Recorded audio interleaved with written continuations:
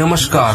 साथ संगत जी, संत महात्मा हमें समझाते हैं कि हम अपने धार्मिक स्थानों को कितना साफ सुथरा रखते हैं, जरा सी भी गंदगी वहाँ नहीं रहने देते, धूप वगैरह भी जलाते हैं, वहाँ कोई भी बुरा कर्म नहीं करते, किसी को बुरा भला भी नहीं कहते, क्योंकि हम समझते हैं कि यह मालिक के रहने का स्थान है। इन स्थानों की पवित्रता बनाए रखना चाहते हैं, लेकिन जो जगह मालिक ने अपने रहने के लिए बनाई है और जिसके अंदर वह परमात्मा खुद बैठा हुआ है, यानी हमारा शरीर, उसको किस प्रकार दिन रात गंदगी से भर रहे हैं। कभी मांस और शराब इसके अंदर डालते हैं, कभी इसके अंदर बैठकर बुरे बुरे विचार उठाते हैं और पाप और खोटे कर्म करते हैं। अपनी बनाई हुई चीज की तो हम कदर करते हैं, पर जो मालिक ने खुद अपने रहने के लिए जगह बनाई हुई है उसकी कदर नहीं करते। कई बार तो इतिहास पढ़कर बड़ी शर्म महसूस होती है कि अगर हमारे बनाए हुए किसी मंदिर, मस्जिद, गुरुद्वारे या गिरजाघर की गलती से भी किसी दीवार में एक दरार भी आ जाती है तो हम उस परमात्मा के बनाए हुए हरि मंदिरों को हजारों की संख्या में गिराने को तैयार हो जाते हैं। कबीर साहिब फरमाते हैं, हिंदू कहत राम हमारा, मुसलमान रहमाना, आपस में दो लड़े मृत्यु है, मर्म कोई नहीं जाना।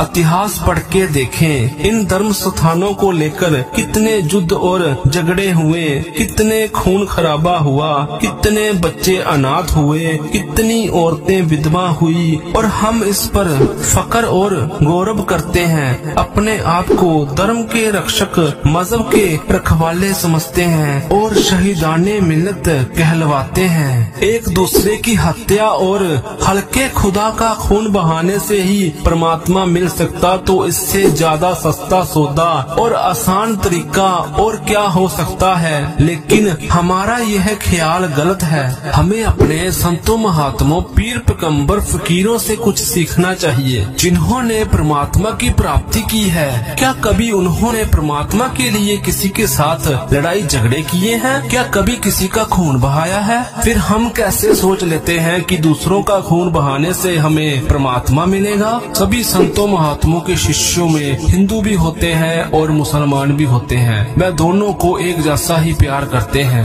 जिनका परमात्मा से प्यार है वह परमात्मा की सृष्टि से भी प्यार करते हैं। जब परमात्मा एक ही है और उस परमात्मा ने ही सबको पैदा किया है, हर एक के अंदर वह खुद ही बैठा हुआ है और हर एक को अपने अंदर ही उसकी खोज करनी है। अगर फिर भी कोई किसी से नफरत करता है तो वह परमात्मा से ही नफरत करता है। अगर एक कौम दूसरी कौम को भला बुरा कहती है, उसके खून की प्यासी है, तो समझ लेना चाहिए उस कौम और मजहब के अंदर अभी तक मालिक से मिलने का शौक और प्यार ही पैदा नहीं हुआ, क्योंकि जिसका उस परमात्मा से प्यार है वह परमात्मा की रचना से भी जरूर प्यार करेगा। गुरु अमरदास जी फरमाते हैं, जिया जंत सब तिस दे, सबना दा सोई, मंदा किसनु आखिए जे दूजा होई। कहते हैं, हे परमात्मा, सब दुनिया के जीव तेरे अपने पैदा किए हुए हैं और तू खुद ही हर एक के अंदर बैठा हुआ है। नीच और बुरा तो मैं उसे कहूँ जिसके अंदर कोई और हो या जिसे किसी और ने पैदा किया हो।